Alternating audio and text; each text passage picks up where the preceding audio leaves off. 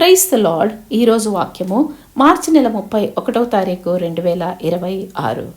లూకాసు వార్త 23వ అధ్యాయము 46వ వచనము. అప్పుడు యేసు గొప్ప శబ్దముతో కేకవేసి, తండ్రి, నీ చేతికి నా ఆత్మను అప్పగించుకొనుచున్నానెను. ఆయన ఇలాగు చెప్పి ప్రాణము విడిచెను. క్రీస్తునందు ప్రియమైన సహోదర సహోదరులారా, క్రైస్తవులను ఎంతో సంతోషపెట్టే ఏకైక నిరీక్షణ మరణానంతర జీవితం.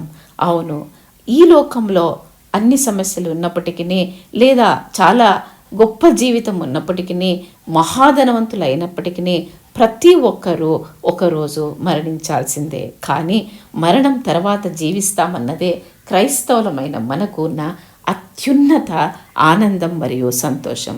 మన ప్రియమైన వారు ప్రభువునందు నిద్రించినప్పుడు కూడా మనం వారిని మరలా పరలోకంలో కలుస్తామని నిరీక్షణ కలిగి ఉన్నాము.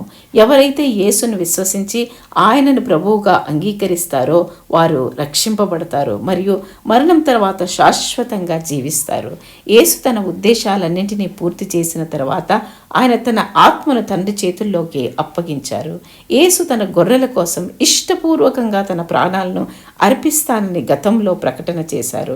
శిలువ నుండి ఈ 7 మాటలు చెప్పిన తర్వాత ఆయన మరణించారు. అయితే 3వ రోజున ఆయన మళ్ళీ లేచారు. కాబట్టి మనం కూడా మరణం తర్వాత మళ్ళీ లేస్తాము. అదే మన విశ్వాసం, అదే మన ఆనందం, అదే మన సంతోషం. ప్రార్థిద్దామా?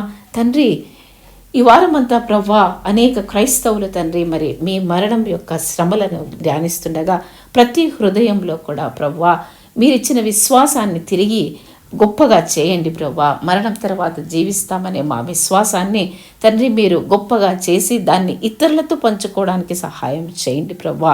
అనేక మంది ధనవంతులు, అనేక మంది గొప్పవారు, అనేక మంది పేదవారు, అనేక మంది అభాగ్యులు రక్షణ లేకుండా ఈ లోకాన్ని విడిచిపెడుతుండగా తండ్రి వారందరికీ కూడా ప్రవ్వా మేము రక్షణ సువర్తమానం చెప్పే కృప మాకు అనుగ్రహించండి ప్రవ్వా. తండ్రి, మీరు మీకు అప్పగించిన పనిని పూర్తి చేసి మీ ఆత్మను ప్రభువుకు అర్పించి తిరిగి 3వ దినమందు లేచినట్టుగానే ప్రవ్వా మేము కూడా మాకు అప్పగించిన పనిని పూర్తి చేసి మీ యొద్దకు వచ్చి శాశ్వతంగా మీతో జీవించే కృప మాకు అనుగ్రహించమని యేసు ప్రభు నామములో ప్రార్థించి పొంది ఉన్నామని నమ్ముచున్నాము తండ్రి. Amen, amen, amen.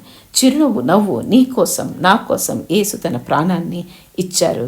దేవుడు మిమ్మల్ని దీవించునుగాక.